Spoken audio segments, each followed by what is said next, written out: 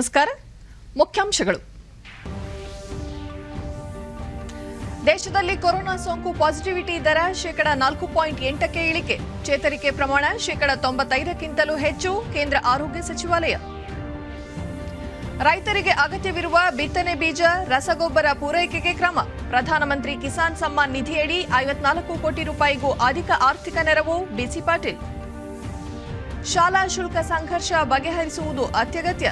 ಸರ್ಕಾರದಿಂದಲೇ ರಿಯಾಯಿತಿ ಶುಲ್ಕ ಪಾವತಿ ಅವಶ್ಯ. ಸಿದ್ದರಾಮಯ್ಯ.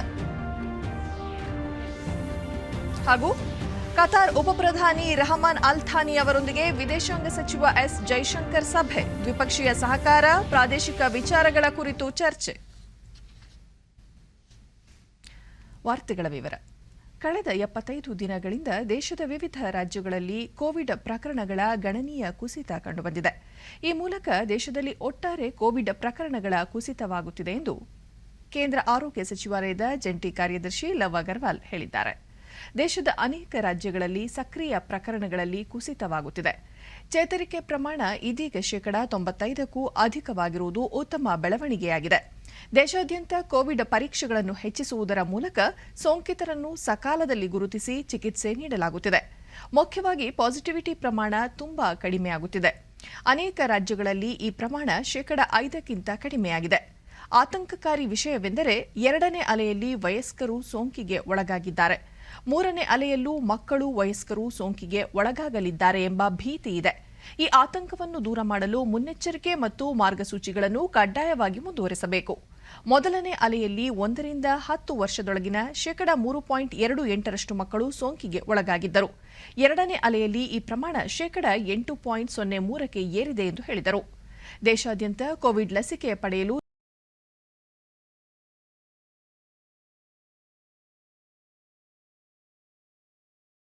ಕಡಿಮೆಯಾಗುತ್ತಿದೆ. ಅದರಂತೆ ಎಲ್ಲರೂ ಗುಂಪುಗೂಡುವಿಕೆ, ಅನಗತ್ಯ ಪ್ರಯಾಣ ನಿಲ್ಲಿಸಬೇಕಾಗಿದೆ. ಈ ಮೂಲಕ ದೇಶದಲ್ಲಿ ಸೋಂಕು ಪ್ರಮಾಣವನ್ನು ಶೂನ್ಯಕ್ಕೆ ತರಲು ಎಲ್ಲರೂ ಕೈಜೋಡಿಸಬೇಕು ಎಂದು ಲವ್ ಅಗರ್ವಾಲ್ ಹೇಳಿದ್ದಾರೆ. विषय ये है कि हम देखते हैं कि पिछले 8 दिनों से कंटिन्यूड बेसिस पर देश में 5% से भी कम पॉजिटिविटी नोट की जा रही है और अगर पिछले 24 घंटे की केस पॉजिटिविटी को एनालाइज करें तो it has come down to as low as 3.45%, जो भी करीब पिछले 3 माह बाद हम देश में इस टाइप का ओवरऑल स्टेटस नोट कर रहे हैं. साथ ही हमने देखा है कि ऑलमोस्ट हर स्टेट्स में पॉजिटिविटी में जो ड्रास्टिक रिडक्शन हुआ है उसके तहत 16 स्टेट ऐसी हैं जहां पर की वीकली पॉजिटिविटी अब 5% से भी कम हो गई है. ऐसी बड़ी स्टेट जो कि देश की बड़ी जनसंख्या कॉन्स्टिट्यूट करती हैं, वहां पर तो एज लो एज 1.52% पॉजिटिविटी भी पिछले 24 घंटे में नोट की गई है. साथ ही एक और मुख्य विषय, एक पॉजिटिव न्यूज हम आप लोगों की दृष्टि में लाना चाहते हैं.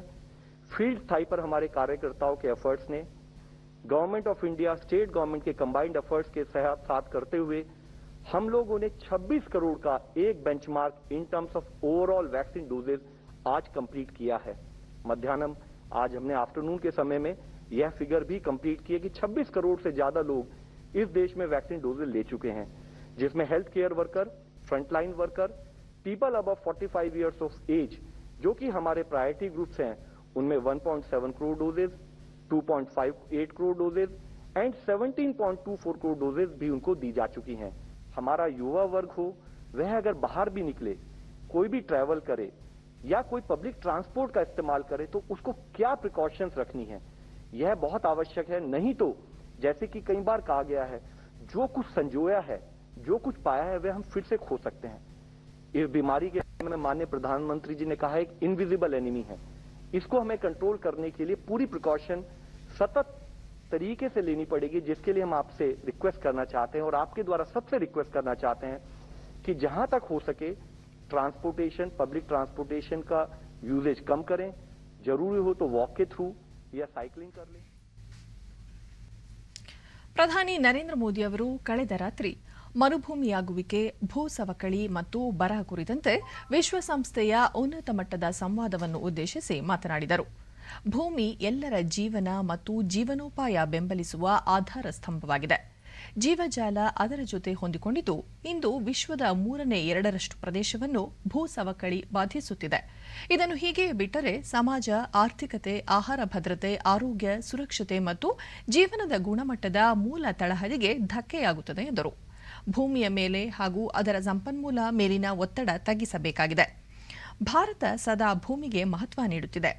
ಪವಿತ್ರ ಭೂಮಿಯನ್ನು ಮಾತೆ ಎಂದು ಪರಿಗಣಿಸಿದ್ದೇವೆ. ಅಂತಾರಾಷ್ಟ್ರೀಯ ವೇದಿಕೆಗಳಲ್ಲಿ ಭೂ ಸವಕಳಿ ವಿಷಯವನ್ನು ಪ್ರಸ್ತಾಪಿಸುವಲ್ಲಿ ಮುಂಚೂಣಿಯಲ್ಲಿದ್ದೇವೆ. ದೇಶದಲ್ಲಿ ಕಳೆದ 10 ವರ್ಷಗಳಲ್ಲಿ 3 ಮಿಲಿಯನ್ ಹೆಕ್ಟೇರ್ ಅರಣ್ಯ ವ್ಯಾಪ್ತಿ ಸೇರ್ಪಡೆಯಾಗಿದೆ ಎಂದು ಹೇಳಿದರು. ಭೂ ಸವಕಳಿ ತಟಸ್ಥತೆಯ ನಮ್ಮ ರಾಷ್ಟ್ರೀಯ ಗುರಿ ಸಾಧನೆ ನಿಟ್ಟಿನಲ್ಲಿ ನಾವು ಸಾಗಿದ್ದೇವೆ. 2030ರ ವೇಳೆ 26 ಮಿಲಿಯನ್ ಹೆಕ್ಟೇರ್ ಸವಕಳಿಯಾಗಿರುವ ಭೂಮಿಯನ್ನು ಪುನಶ್ಚೇತನಗೊಳಿಸುವ ನಿಟ್ಟಿನಲ್ಲಿ ಕಾರ್ಯೋನ್ಮುಖವಾಗಿದ್ದೇವೆ. ಇದು ಇಂಗಾಲ ಕಡಿತಗೊಳಿಸುವ ಭಾರತದ ಬದ್ಧತೆಗೆ ಸಹಕಾರಿಯಾಗಲಿದೆ ಎಂದರು. ಭೂ ಪುನಶ್ಚೇತನದಿಂದ ಉತ್ತಮ ಮಣ್ಣಿನ ಆರೋಗ್ಯ, ಅಧಿಕ ಇಳುವರಿ, ಆಹಾರ ಭದ್ರತೆಯನ್ನು ಸಾಧಿಸಬಹುದಾಗಿದೆ. ಭೂ ಸವಕಳಿ ತಡೆಗೆ ಪರಿಣಾಮಕಾರಿ ಕಾರ್ಯತಂತ್ರಗಳನ್ನು ರೂಪಿಸುವ ಅಗತ್ಯವಿದೆ. ಭಾರತ ಈ ವಿಚಾರದಲ್ಲಿ ಇತರೆ ರಾಷ್ಟ್ರಗಳಿಗೆ ನೆರವು ನೀಡುತ್ತಿದೆ ಮತ್ತು ಈ ವಿಷಯಕ್ಕೆ ಸಂಬಂಧಿಸಿದಂತೆ ವೈಜ್ಞಾನಿಕ ಮನೋಭಾವ ಉತ್ತೇಜನಕ್ಕೆ ಶ್ರೇಷ್ಠತಾ ಕೇಂದ್ರ ಸ್ಥಾಪಿಸಲಾಗಿದೆ. ಭವಿಷ್ಯದ ಪೀಳಿಗೆಗೆ ಆರೋಗ್ಯಕರ ಭೂಮಿ ನೀಡುವುದು ನಮ್ಮ ಪವಿತ್ರ ಕರ್ತವ್ಯ. ಅದು ಸಾಮೂಹಿಕ ಹೊಣೆಗಾರಿಕೆಯಾಗಿದೆ ಎಂದು ಪ್ರಧಾನಿ ಹೇಳಿದರು. Special challenge to the developing world. In the spirit of South-South cooperation, India is assisting fellow developing countries to develop land restoration strategies. A center of excellence is being set up in India to promote a scientific approach towards land degradation issues. It is mankind's collective responsibility to reverse the damage to land caused by human activity. It is our sacred duty to leave a healthy planet for our future generations. For their sake and ours, I extend my best wishes for productive deliberations at this high-level dialogue. ಕೃಷಿ ಸಚಿವ ಬಿಸಿ ಪಾಟೀಲ್ ಚಾಮರಾಜನಗರದಲ್ಲಿಂದು ಏರ್ಪಡಿಸಿದ್ದ ಸಮಗ್ರ ಕೃಷಿ ಅಭಿಯಾನ ಜಾಗೃತಿ ಆಂದೋಲನದ ಪ್ರಚಾರ ಅರಿವು ಮೂಡಿಸುವ ವಾಹನಗಳಿಗೆ ಚಾಲನೆ ನೀಡಿದರು. ಕೃಷಿ ಇಲಾಖೆ ರೈತರಿಗೆ ನೀಡುವ ವಿವಿಧ ಸೌಲಭ್ಯಗಳ ಮಾಹಿತಿ ಕುರಿತ ಭಿತ್ತಿಪತ್ರಗಳನ್ನು ಬಿಡುಗಡೆ ಮಾಡಿದರು. ಶಾಸಕರಾದ ಪುಟ್ಟರಂಗಶೆಟ್ಟಿ, ನಿರಂಜನ್ ಕುಮಾರ್, ಎನ್ ಮಹೇಶ್ ಹಾಗೂ ಹಿರಿಯ ಅಧಿಕಾರಿಗಳು ಉಪಸ್ಥಿತರಿದ್ದರು.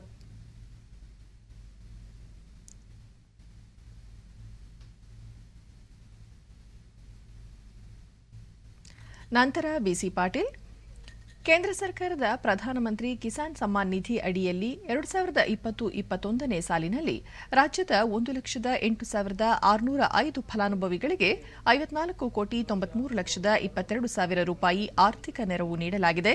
ಕೋವಿಡ್ ಸಂಕಷ್ಟದಲ್ಲಿ ರೈತರ ನೆರವಿಗೆ ಧಾವಿಸಿರುವ ರಾಜ್ಯ ಸರ್ಕಾರ 1,01,908 ಫಲಾನುಭವಿಗಳಿಗೆ 20,38,16,000 ರೂಪಾಯಿ ಆರ್ಥಿಕ ನೆರವು ನೀಡಿದೆ ಎಂದು ತಿಳಿಸಿದರು.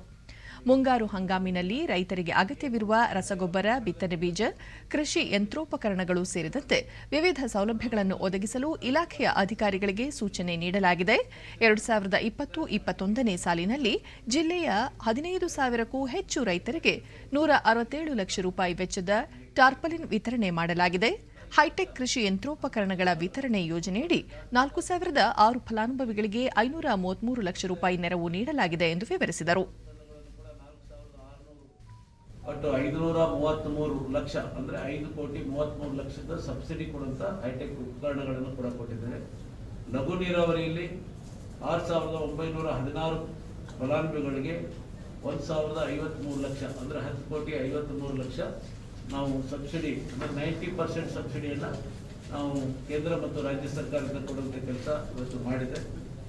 ಇದರ ಜೊತೆಗೆ ಪ್ರಧಾನಮಂತ್ರಿ ಕಿಸಾನ್ ಸಮ್ಮಾನ್ ಯೋಜನೆಯಲ್ಲಿ ಕೇಂದ್ರ ಸರ್ಕಾರ 2021ನೇ ಸಾಲಿನಲ್ಲಿ ಇದುವರೆಗೂ 1,08,600 ರೈತರಿಗೆ 5,493 ಲಕ್ಷ ಅಂದ್ರೆ 54,93 ಲಕ್ಷ ಹಣವನ್ನ ಇಲ್ಲಿವರೆಗೂ ಬಿಡುಗಡೆ ಮಾಡಿದ್ದೇವೆ. ರಾಜ್ಯ ಸರ್ಕಾರ 1,01,908 ರೈತರಿಗೆ 20,38,16,000 ಹಣವನ್ನು ಇಂದಿನಿಂದ ಸರ್ಕಾರಿ ಪ್ರಾಥಮಿಕ ಮತ್ತು ಪ್ರೌಢ ಶಾಲೆಗಳಲ್ಲಿ ಮಕ್ಕಳ ದಾಖಲಾತಿ ಪ್ರಕ್ರಿಯೆ ಆರಂಭವಾಗಿದ್ದು, ಲಾಕ್ಡೌನ್ ಜಾರಿಯಲ್ಲಿರುವ 11 ಜಿಲ್ಲೆಗಳ ಶಿಕ್ಷಕರಿಗೆ ಶಾಲಾ ಹಾಜರಾತಿಯಿಂದ ವಿನಾಯಿತಿ ನೀಡಲಾಗಿದೆ ಎಂದು ಶಿಕ್ಷಣ ಸಚಿವ ಎಸ್ ಸುರೇಶ್ ಕುಮಾರ್ ತಿಳಿಸಿದ್ದಾರೆ. ಇಲಾಖಾ ಅಧಿಕಾರಿಗಳ ಸಭೆಯ ನಂತರ ಅವರು, ಮಕ್ಕಳ ನೋಂದಣಿ ಪ್ರಕ್ರಿಯೆ ಆರಂಭವಾಗಿದ್ದು, ಜುಲೈ 1ರಿಂದ ಸರ್ಕಾರಿ ಮತ್ತು ಅನುದಾನಿತ ಶಾಲೆಗಳನ್ನು ಆರಂಭಿಸಲಾಗುವುದು. ಹೀಗಾಗಿ ಮಕ್ಕಳ ಕಲಿಕೆಗೆ ಶಿಕ್ಷಕರು ಪೂರ್ವ ತಯಾರಿ ಕೈಗೊಳ್ಳುವಂತೆ ಸೂಚಿಸಲಾಗಿದೆ ಎಂದರು. ಶಿಕ್ಷಕರ ವರ್ಗಾವಣೆ ಪ್ರಕ್ರಿಯೆ ನಿಯಮಗಳಿಗೆ ಆಕ್ಷೇಪಣೆ ಸಲ್ಲಿಸುವ ಅವಧಿ ಪೂರ್ಣಗೊಂಡ ಬಳಿಕ ಅಧಿಸೂಚನೆ ಹೊರಡಿಸಿ ತಂತ್ರಜ್ಞಾನ ಆಧಾರಿತ ವರ್ಗಾವಣೆ ಪ್ರಕ್ರಿಯೆ ನಡೆಸಲಾಗುವುದು ಎಂದರು.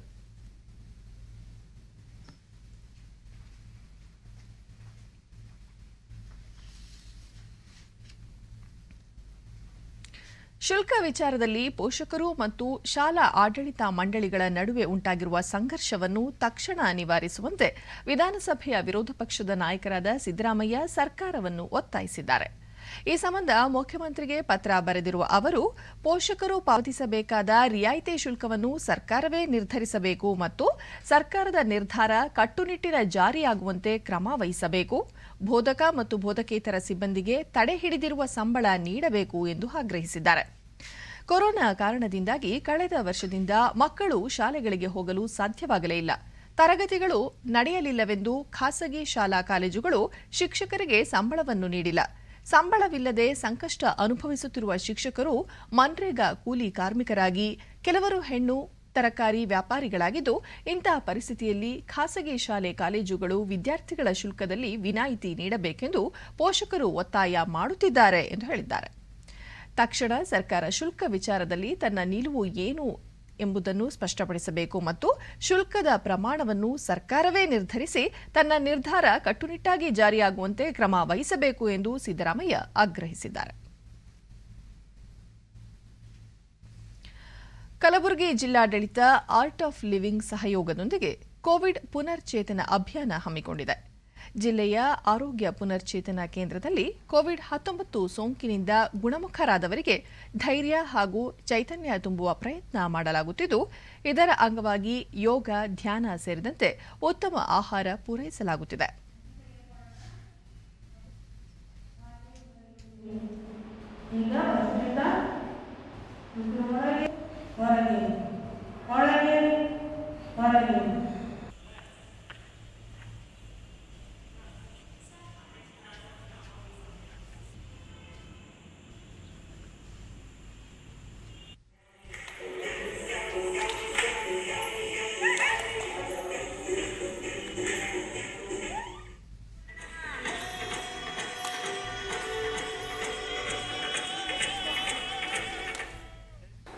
ಈಗ ನಾವು ಜಿಡಿಯ ಕಲ್ಯಾಣ ಮಂಟಪದಲ್ಲಿ ಡಿಡಿ ನ್ಯೂಸ್ನೊಂದಿಗೆ ಕಲಬುರಗಿ ಉಪ ಆಯುಕ್ತ ರಾಮಚಂದ್ರ ಗಡಾದೆ, ಕೋವಿಡ್ ಸೋಂಕಿನಿಂದ ಗುಣಮುಖ ಹೊಂದಿದವರಿಗೆ ಆರೋಗ್ಯ ಚೈತನ್ಯ ಶಿಬಿರ ನಡೆಸುತ್ತಿದ್ದು, ಮಾನಸಿಕ ಒತ್ತಡ ನಿವಾರಣೆಗೆ ವಿನೂತನ ಪ್ರಯತ್ನ ಮಾಡಲಾಗುತ್ತಿದೆ ಎಂದರು.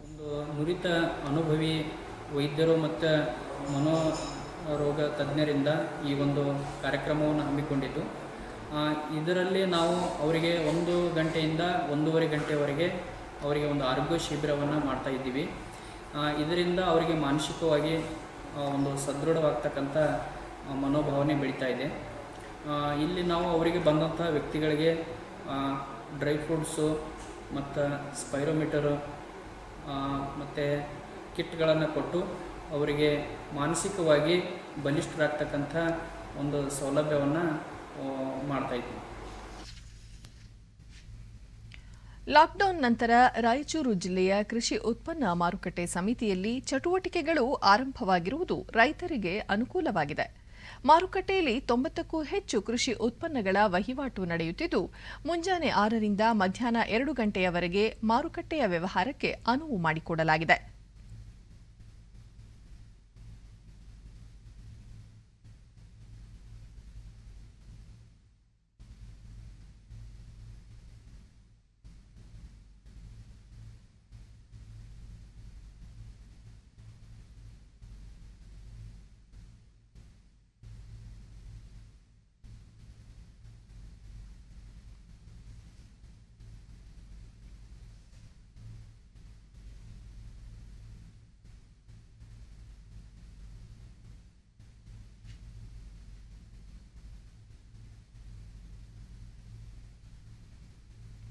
ಡಿಡಿ ನ್ಯೂಸ್ನೊಂದಿಗೆ ಕೂಲಿ ಕಾರ್ಮಿಕ ಮಹಿಳೆ ರೇಣುಕಾ ಮಾರುಕಟ್ಟೆ ವಹಿವಾಟು ಪುನರಾರಂಭದಿಂದ ಜೀವನೋಪಾಯಕ್ಕೆ ನೆರವಾಗಿದೆ ಎಂದರು.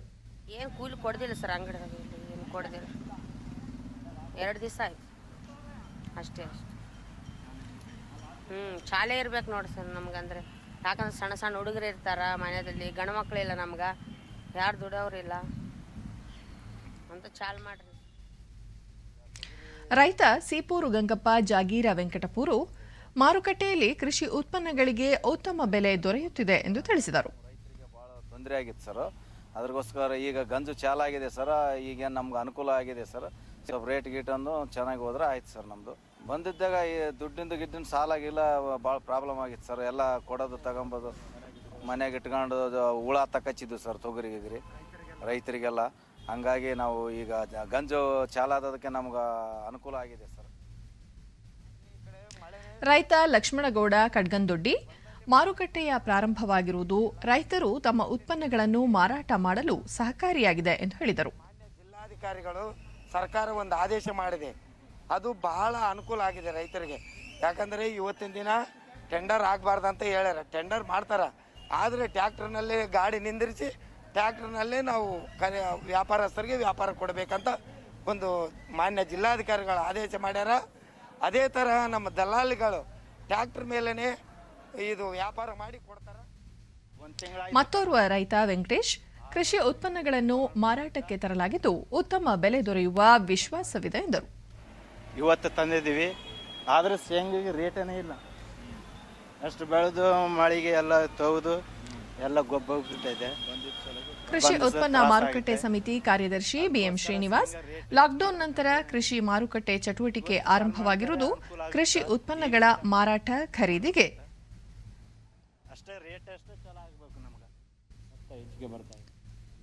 ಕೃಷಿ ಉತ್ಪನ್ನ ಮಾರುಕಟ್ಟೆ ಸಮಿತಿ ಕಾರ್ಯದರ್ಶಿ ಬಿಎಂ ಶ್ರೀನಿವಾಸ್ ಲಾಕ್ಡೌನ್ ನಂತರ ಕೃಷಿ ಮಾರುಕಟ್ಟೆ ಚಟುವಟಿಕೆ ಆರಂಭವಾಗಿರುವುದು ಕೃಷಿ ಉತ್ಪನ್ನಗಳ ಮಾರಾಟ ಖರೀದಿಗೆ ಅನುಕೂಲವಾಗಿದೆ ಎಂದರು.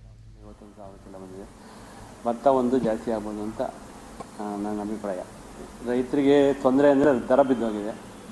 MSP 1800 ಇದೆ, ಮಾರ್ಕೆಟ್ ದರ 1500 1400 ಇದೆ. ಕೆಲವರೆಲ್ಲ ಹಾಗೆ ಮಿಲ್ಲರ್ಸ್ಗೆ ಹೊರಗಡೆ ಹೆಂಗೂ ಫ್ರೀ, ಈಗ ಫ್ರೀಯಾಗಿ ರೈಸ್ ಮಿಲ್ಲರ್ಸ್ಗೆ ಮಾಡ್ಕೊಂಡಿದ್ದಾರೆ. ಇನ್ನೂ ಕೆಲವ್ರ ಹತ್ರ ಇದೆ, ಕೆಲವರೆಲ್ಲ ಬೇರೆ ಹೌಸಲ್ಲಿ ಸ್ಟಾಕ್ ಇಟ್ಟಿದ್ದಾರೆ, ರೈಸ್ ಬರ್ಬೋದು ಅಂತ.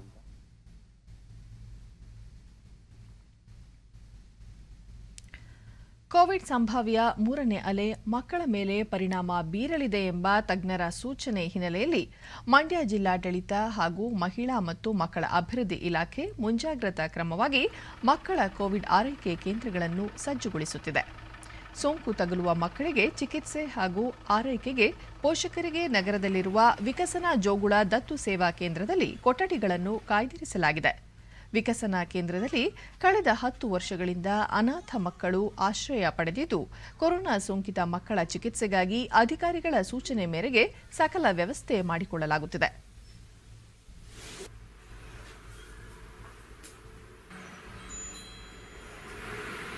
ಇದು ಬರಲ್ಲ.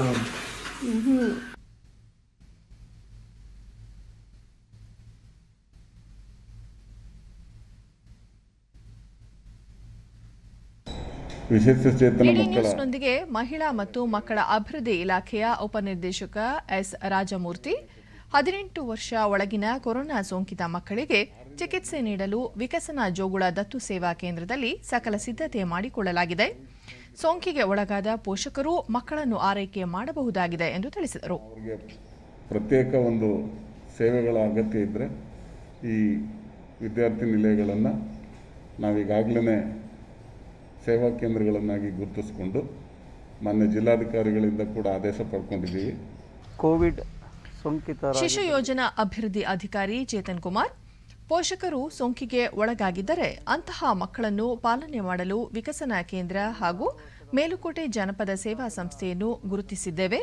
ಅದೇ ರೀತಿ ಕೊರೋನಾ ಸೋಂಕಿತ ವಿಶೇಷ ಚೇತನ ಮಕ್ಕಳಿಗಾಗಿ ಪ್ರೇರಣಾ ಸಂಸ್ಥೆಯಲ್ಲಿ ತಾತ್ಕಾಲಿಕ ಆಶ್ರಯ ನೀಡಲಾಗುವುದು ಎಂದು ಮಾಹಿತಿ ನೀಡಿದರು. ಅದೇ ರೀತಿ ವಿಶೇಷ ಚೇತನ ಮಕ್ಕಳುಗಳಿಗೇನ ಪೋಷಕರಿಗೆ ಸೋಂಕು ತಗುಲಿದ್ದಾರೆ ಅಂಥವ್ರಿಗೆ ಪ್ರೇರಣಾ ಟ್ರಸ್ಟ್ ವತಿಯಿಂದ ಅವರಿಗೆ ತಾತ್ಕಾಲಿಕವಾಗಿ ಆಶ್ರಯವನ್ನು ಕೊಡುವಂಥದ್ದು ನಾವು ಈಗಾಗಲೇ ಕೇಂದ್ರಗಳನ್ನು ಗುರುತಿಸಿ ಮಾನ್ಯ ಜಿಲ್ಲಾಧಿಕಾರಿಗಳಿಂದ ಆದೇಶವನ್ನು ಪಡೆಯಲಾಗಿದೆ. ವಿಕಸನ ಜೋಗುಳ ದತ್ತು ಸೇವಾ ಕೇಂದ್ರದ ಅಧಿಕಾರಿ ಅನಸೂಯ, ಕೊರೋನಾ ಸೋಂಕಿತ ಮಕ್ಕಳಿಗಾಗಿ ಪ್ರತ್ಯೇಕ ಕೊಠಡಿ ವ್ಯವಸ್ಥೆ ಮಾಡಲಾಗಿದೆ. ಕೋವಿಡ್ ಸೋಂಕಿತ ಮಕ್ಕಳ ಪಾಲನೆಗೆ ಸಂಸ್ಥೆ ಸಿದ್ಧವಿದೆ ಎಂದರು. ಊರು ಆಚೆ ಇರೋದ್ರಿಂದ ನಮಗೆ ಆ ಥರ ಒಂದು ಜನಸಂದಣಿ ಆಗಲಿ ಮತ್ತೊಂದಾಗಲಿ ಯಾವ ಸಂಪರ್ಕಗಳು ಇಲ್ಲ. ಮತ್ತು ನಮ್ಮಲ್ಲಿ ಹೆಚ್ಚಿಗೆ ಸ್ಟಾಫ್ಸು ಇಲ್ಲೇ ಉಳಿಯೋದ್ರಿಂದ ನಮ್ಮ ಕೇರ್ ಟೇಕರ್ಸು ಎಲ್ಲ ಇಲ್ಲೇ ಸ್ಟೇ ಮಾಡ್ತಾರೆ. ಹಾಗಾಗಿ ಹೊರಗಡೆ ಜನಗಳ ಸಂಪರ್ಕ ನಮಗೆ ತುಂಬ ಕಡಿಮೆ ಇದೆ. ಕೊಠಡಿ ಎಲ್ಲ ಇಲ್ಲಿ ನಾವು ರೆಡಿ ಮಾಡಿದ್ದೀವಿ. ಸ್ವಯಂ ಸೇವಕ ಪ್ರಸನ್ನ, ಮುಂಜಾಗ್ರತಾ ಕ್ರಮವಾಗಿ ಕೊರೋನಾ ಸೋಂಕಿತ ಮಕ್ಕಳ ಪಾಲನೆಗಾಗಿ ಸಕಲ ಸಿದ್ಧತೆ ಮಾಡಿಕೊಳ್ಳಲಾಗಿದೆ ಎಂದರು. ಯಾರು ಎಂಟ್ರಿ ಇರ್ಬೋದು ಸಂಪೂರ್ಣವಾಗಿ ನಿರ್ಬಂಧ ಮಾಡಿದ್ದೀವಿ. ಇಲ್ಲಿ ತನಕ ನಮ್ಮಲ್ಲಿ ಯಾವುದೇ ರೀತಿ ಕೋವಿಡ್ ಇನ್ಫೆಕ್ಷನ್ ಘಟನೆ ಆಗಲಿ ಸ್ಟಾಫ್ಗಾಗಲಿ ಮಕ್ಕಳಿಗಾಗಲಿ ಇಲ್ಲ ಆಚೆಯಿಂದಾಗಲಿ ಯಾವುದೇ ಇನ್ನೂ ಬಂದಿಲ್ಲ. ಅದಕ್ಕೋಸ್ಕರ ಏನು ಬೇಕು ನಾವು ಸ್ಯಾನಿಟೈಸರ್ ಮಾಡೋದಾಗಲಿ, ಸಂಸ್ಥೆಗೆ ಕ್ಲೀನಾಗಿ ಇಟ್ಕೊಳ್ಳೋದಾಗಲಿ, ಊಟ ಶುಚಿತ್ವವಾಗಿರೋದಾಗಲಿ, ಆಚೆದ ಯಾರು ಎಂಟ್ರಿ ಆಗಲಿ ಇಲ್ಲ ಒಳಗಡೆಯಿಂದ ಸಹಿತ ನಾವು ಆಚೆಗೆ ಯಾರು ಹೋಗ್ತಾ ಇಲ್ಲ. ಈ ಥರ ನಾವು ಮುಂಜಾತೆ ಕ್ರಮ ತಗೊಂಡಿದ್ದೀವಿ. ನೈಋತ್ಯ ಮುಂಗಾರು ದೇಶಾದ್ಯಂತ ವ್ಯಾಪಿಸುತ್ತಿದ್ದು, ಇದೀಗ ಉತ್ತರ ಪ್ರದೇಶ, ದೆಹಲಿ, ಉತ್ತರಾಂಚಲ, ಹರಿಯಾಣ ಮತ್ತು ವಾಯವ್ಯ ಭಾಗದತ್ತ ಸಾಗಿದೆ. ಆದರೆ ಇಡೀ ಉತ್ತರ ಭಾರತ ತಲುಪುವುದು ವಿಳಂಬವಾಗಲಿದೆ ಎಂದು ಹವಾಮಾನ ಇಲಾಖೆ ಮುನ್ಸೂಚನೆ ನೀಡಿದೆ. ನಿಗದಿಯಂತೆ ಮುಂಗಾರು ಇಂದು ದೆಹಲಿ ಪ್ರವೇಶಿಸಬೇಕಿತ್ತು, ಆದರೆ ಅದು ಸ್ವಲ್ಪ ವಿಳಂಬವಾಗುವ ಸಾಧ್ಯತೆ ಇದೆ. ಗುರುವಾರದ ವೇಳೆಗೆ ಪೂರ್ವ ಉತ್ತರ ಪ್ರದೇಶ, ದೆಹಲಿ, ಹರಿಯಾಣ, ಮಧ್ಯಪ್ರದೇಶ ಮತ್ತು ಪಂಜಾಬ್ನ ಉಳಿದ ಭಾಗಕ್ಕೂ ವ್ಯಾಪಿಸುವ ಸಂಭವ ಇದೆ. ಉತ್ತರ ಒಡಿಶಾ, ಪಶ್ಚಿಮ ಬಂಗಾಳಗಳಲ್ಲಿ ನಿಮ್ನ ಒತ್ತಡ ಪ್ರದೇಶದ ಪ್ರಭಾವ ಮುಂದುವರೆದಿದ್ದು, ಇದು ಮುಂಗಾರು ಮುಂದುವರಿಕೆಗೆ ಸಹಕಾರಿಯಾಗಲಿದೆ. ಈ ಮಧ್ಯೆ ಕರ್ನಾಟಕದ ಕರಾವಳಿ ಜಿಲ್ಲೆಗಳಲ್ಲಿ ಕಿತ್ತಳೆ ವರ್ಣದ ಮತ್ತು ಉತ್ತರ ಒಳನಾಡಿನಲ್ಲಿ ಹಳದಿ ವರ್ಣದ ಮುನ್ನೆಚ್ಚರಿಕೆಯನ್ನು ನೀಡಲಾಗಿದೆ. ಮುಂದಿನ 3 ದಿನಗಳಲ್ಲಿ ವ್ಯಾಪಕ ಮಳೆಯ ಮುನ್ಸೂಚನೆ ನೀಡಲಾಗಿದ್ದು, ಕರ್ನಾಟಕದ ದಕ್ಷಿಣ ಒಳನಾಡು ಮತ್ತು ಕರಾವಳಿಯಲ್ಲಿ ಇಂದು ಚದುರಿದಂತೆ ಭಾರೀ ಮಳೆ ಮತ್ತು ಉತ್ತರ ಒಳನಾಡಿನ ಹಲವೆಡೆ ಭಾರೀ ಮಳೆಯಾಗಲಿದೆ ಎಂದು ಹವಾಮಾನ ಇಲಾಖೆ ಹೇಳಿದೆ. ಶಿವಮೊಗ್ಗ ಜಿಲ್ಲೆಯ ಆಗುಂಬೆ ಮತ್ತು ಉತ್ತರ ಕನ್ನಡ ಜಿಲ್ಲೆಯ ಮಂಕಿಯಲ್ಲಿ ಭಾರೀ ಮಳೆಯ ಮುನ್ಸೂಚನೆ ನೀಡಲಾಗಿದೆ. ಮುಂದಿನ 48 ಗಂಟೆಗಳಲ್ಲಿ ಕರಾವಳಿಯ ಬಹುತೇಕ ಕಡೆ ಮತ್ತು ಒಳನಾಡಿನ ಹಲವೆಡೆ ಗುಡುಗು ಸಹಿತ ಮಳೆಯಾಗಲಿದೆ. ಮೇಲ್ಮೈ ಗಾಳಿ ರಭಸದಿಂದ ಬೀಸುವ ಸಾಧ್ಯತೆ ಇದ್ದು, ಮೀನುಗಾರರಿಗೆ ಎಚ್ಚರಿಕೆಯಿಂದ ಇರುವಂತೆ ಸೂಚಿಸಲಾಗಿದೆ.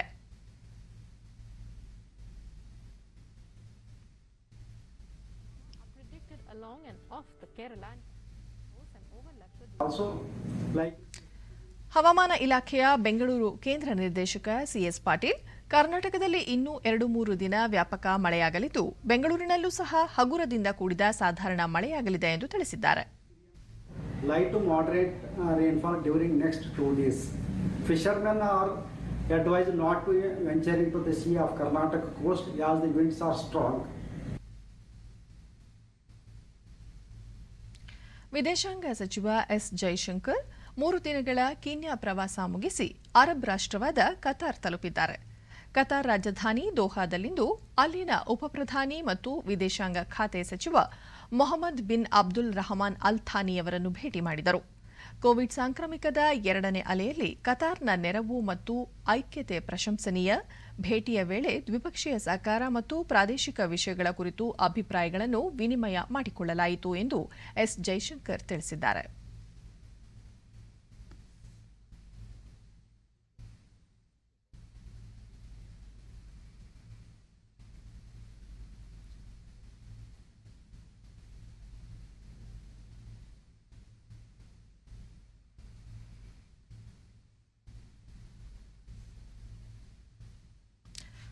ದೇಶದಲ್ಲಿ ಕಳೆದ 24 ಗಂಟೆಗಳಲ್ಲಿ 60,471 ಹೊಸ ಸೋಂಕು ಪ್ರಕರಣಗಳು ದಾಖಲಾಗಿದ್ದು, ಇದರಿಂದಾಗಿ ಒಟ್ಟು ಸೋಂಕಿತರ ಸಂಖ್ಯೆ 2,92,70,881ಕ್ಕೆ ಏರಿಕೆಯಾಗಿದೆ.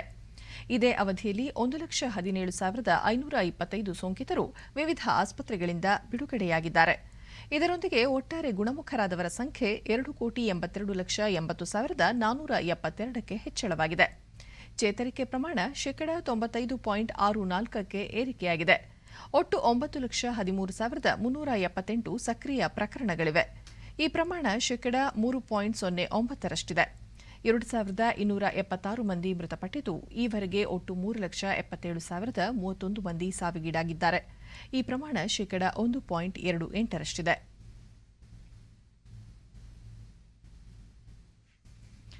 ದೆಹಲಿಯ ಏಮ್ಸ್ನಲ್ಲಿ 6ರಿಂದ 12 ವರ್ಷದೊಳಗಿನ ಮಕ್ಕಳ ಮೇಲೆ ಕೋವ್ಯಾಕ್ಸಿನ್ ಪ್ರಯೋಗಕ್ಕೆ ಆಯ್ಕೆ ಪ್ರಕ್ರಿಯೆ ಇಂದಿನಿಂದ ಶುರುವಾಗಿದೆ. ಅದರಂತೆ ಮಕ್ಕಳನ್ನು ಔಷಧದ ಪರೀಕ್ಷೆಗೊಳಪಡಿಸಲು ಆಸ್ಪತ್ರೆಯಲ್ಲಿ ಮೇಲ್ವಿಚಾರಣೆಯಲ್ಲಿ ಇರಿಸಲಾಗಿದೆ. ಪ್ರಯೋಗಕ್ಕೆ ಒಳಗಾಗುವ ಮಕ್ಕಳಿಗೆ ಇಂದಿನಿಂದ 2 ದಿನಗಳ ತಪಾಸಣೆ ಮತ್ತು ಮೇಲ್ವಿಚಾರಣೆಯಲ್ಲಿ ಇರಿಸಲಾಗುವುದು ಎಂದು ಏಮ್ಸ್ನ ಸಮುದಾಯ ಔಷಧ ಕೇಂದ್ರದ ಪ್ರೊಫೆಸರ್ ಡಾ ಸಂಜಯ್ ರೈ ತಿಳಿಸಿದ್ದಾರೆ. ದೇಶದಲ್ಲಿ ಈಗಾಗಲೇ ವಿವಿಧ ವಯೋಮಾನದವರಿಗೆ ಕೋವಿಡ್ ಲಸಿಕೆ ನೀಡಿಕೆ ಸೌಲಭ್ಯ ಒದಗಿಸಲಾಗಿದ್ದು, ಇದೀಗ ಮಕ್ಕಳಿಗೂ ಲಸಿಕೆ ನೀಡುವಲ್ಲಿ ಸರ್ಕಾರ ಕಾರ್ಯಪ್ರವೃತ್ತವಾಗಿದೆ. ದೇಶದಲ್ಲಿ ಕೈಗೊಂಡಿರುವ ಕೋವಿಡ್-19 ಲಸಿಕಾ ಅಭಿಯಾನದಲ್ಲಿ ಈವರೆಗೆ 25,90,00,000 ಡೋಸ್ ಲಸಿಕೆ ನೀಡಲಾಗಿದೆ. ನಿನ್ನೆ ಒಂದೇ ದಿನ 39,27,154 ಡೋಸ್ ಲಸಿಕೆ ನೀಡಲಾಗಿದೆ. ಒಟ್ಟಾರೆ ಈವರೆಗೆ ಇಂದು ಬೆಳಗಿನ ಅಂಕಿಅಂಶಗಳ ಪ್ರಕಾರ 25,90,44,072 ಡೋಸ್ ಲಸಿಕೆ ನೀಡಲಾಗಿದೆ. ಕಳೆದ ಮೇ 1ರಿಂದ ಲಸಿಕಾಕರಣ ಅಭಿಯಾನವನ್ನು ತೀವ್ರಗೊಳಿಸಲಾಗಿದೆ. ಜೂನ್ 21ರಿಂದ ದೇಶಾದ್ಯಂತ 18 ವರ್ಷ ಮೇಲ್ಪಟ್ಟ ಎಲ್ಲರಿಗೂ ಕೇಂದ್ರ ಸರ್ಕಾರದಿಂದ ಉಚಿತವಾಗಿ ಲಸಿಕೆ ನೀಡಲಾಗುವುದು. ಯೂರೋಕಪ್ ಫುಟ್ಬಾಲ್ನ ಗ್ರೂಪ್ ಎಫ್ ಪಂದ್ಯದಲ್ಲಿ ಇಂದು ಹಾಲಿ ಚಾಂಪಿಯನ್ ಪೋರ್ಚುಗಲ್ ಮತ್ತು ಹಂಗೇರಿ ಮುಖಾಮುಖಿಯಾಗಲಿವೆ. ಬುಡಾಪೆಸ್ಟ್ನಲ್ಲಿ ಭಾರತೀಯ ಕಾಲಮಾನ ಇಂದು ರಾತ್ರಿ 9:30ಕ್ಕೆ ಪಂದ್ಯ ನಡೆಯಲಿದೆ. ಗ್ರೂಪ್ ಎಫ್ನಲ್ಲಿ ಪ್ರಬಲ ಜರ್ಮನಿ ಮತ್ತು ಫ್ರಾನ್ಸ್ ತಂಡಗಳಿವೆ.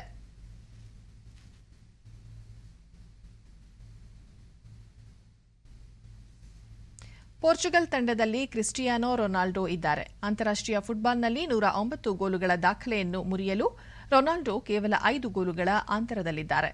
ನಿನ್ನೆ ನಡೆದ ಪಂದ್ಯಗಳಲ್ಲಿ ನೆದರ್ಲ್ಯಾಂಡ್ ತಂಡ ಉಕ್ರೇನ್ ತಂಡವನ್ನು 3-2 ಗೋಲುಗಳಿಂದ, ಝೆಕ್ ಗಣರಾಜ್ಯ ತಂಡ ಸ್ಕಾಟ್ಲೆಂಡ್ ತಂಡವನ್ನು 2-0 ಅಂತರದಿಂದ ಪರಾಭವಗೊಳಿಸಿ ಮುಂದಿನ ಸುತ್ತು ಪ್ರವೇಶಿಸಿವೆ.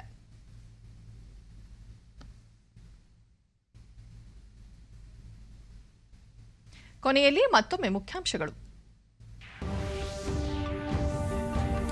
ದೇಶದಲ್ಲಿ ಕೊರೋನಾ ಸೋಂಕು ಪಾಸಿಟಿವಿಟಿ ದರ 4.8ಕ್ಕೆ ಇಳಿಕೆ. ಚೇತರಿಕೆ ಪ್ರಮಾಣ 95ಕ್ಕಿಂತಲೂ ಹೆಚ್ಚು. ಕೇಂದ್ರ ಆರೋಗ್ಯ ಸಚಿವಾಲಯ.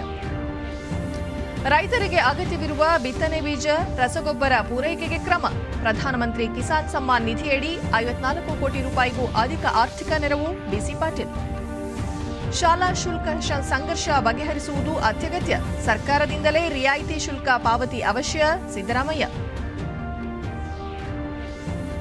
ಹಾಗೂ ಕತಾರ್ ಉಪಪ್ರಧಾನಿ ರಹಮಾನ್ ಅಲ್ ಥಾನಿ ಅವರೊಂದಿಗೆ ವಿದೇಶಾಂಗ ಸಚಿವ ಎಸ್ ಜೈಶಂಕರ್ ಸಭೆ. ದ್ವಿಪಕ್ಷೀಯ ಸಹಕಾರ, ಪ್ರಾದೇಶಿಕ ವಿಚಾರಗಳ ಕುರಿತು ಚರ್ಚೆ. ನಮ್ಮ ವಾರ್ತಾ ಪ್ರಸಾರವನ್ನು ನೀವು ಡಿಡಿ ಚಂದನ ನ್ಯೂಸ್ ಯೂಟ್ಯೂಬ್ ಚಾನೆಲ್ನಲ್ಲೂ ವೀಕ್ಷಿಸಬಹುದು.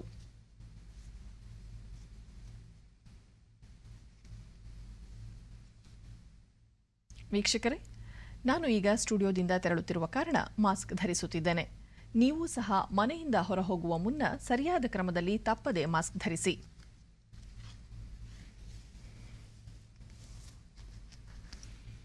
ವ್ಯಕ್ತಿಗತ ಅಂತರ ಕಾಪಾಡಿಕೊಳ್ಳುವುದರೊಂದಿಗೆ ನೀವು ಸುರಕ್ಷಿತವಾಗಿರಿ, ನಿಮ್ಮವರನ್ನು ಸುರಕ್ಷಿತವಾಗಿರಿಸಿ. ನೈರ್ಮಲ್ಯಕ್ಕೆ ಆದ್ಯತೆ ನೀಡುವುದರ ಜೊತೆಗೆ ಸೋಂಕು ತಡೆಗೆ ಕೋವಿಡ್-19 ಲಸಿಕೆ ಪಡೆಯುವುದು ಅಗತ್ಯ. ನಮ್ಮ ಮುಂದಿನ ವಾರ್ತಾ ಪ್ರಸಾರ ಸಂಜೆ 7 ಗಂಟೆಗೆ. ನಮಸ್ಕಾರ.